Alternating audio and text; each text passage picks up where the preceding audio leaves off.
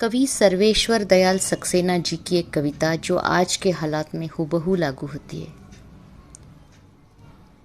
देश कागज पर बना नक्शा नहीं होता, देश कागज पर बना नक्शा नहीं होता। यदि तुम्हारे घर के एक कमरे में आग लगी हो तो क्या तुम दूसरे कमरे में सो सकते हो?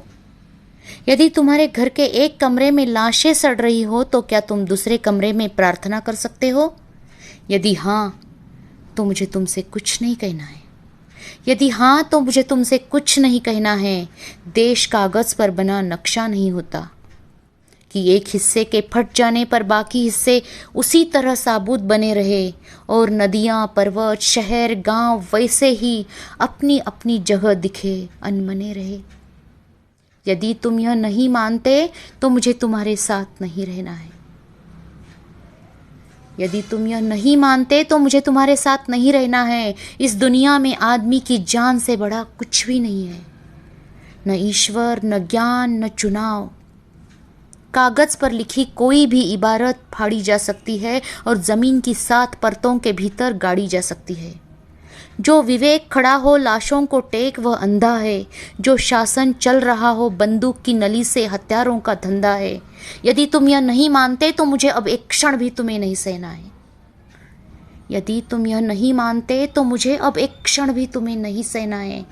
याद रखो, एक बच्चे की हत्या, एक औरत की मौत, एक आदमी का गोलियों से चिथड़ा तन किसी शासन का ही नहीं, संपूर्ण राष्ट्र का है पतन। ऐसा खून बहकर धरती में जज्ब नहीं होता, आकाश में फहराते झंडों को काला करता है। जिस धरती पर फौजी बूटों के निशान हो और उन पर लाशें गिर रही हो, वह धरती यदि तुम्हारे खून में आग बनकर नहीं दौड़ती तो समझ लो तुम बंजर हो गए हो। तुम्हें यहाँ सांस लेने तक का नहीं है अधिकार। तुम्हारे लिए नहीं रहा अब यह संसार। आखिरी बात बिल्कुल साफ, आखिरी बात, किसी हत्यारों को कभी मत करो माफ।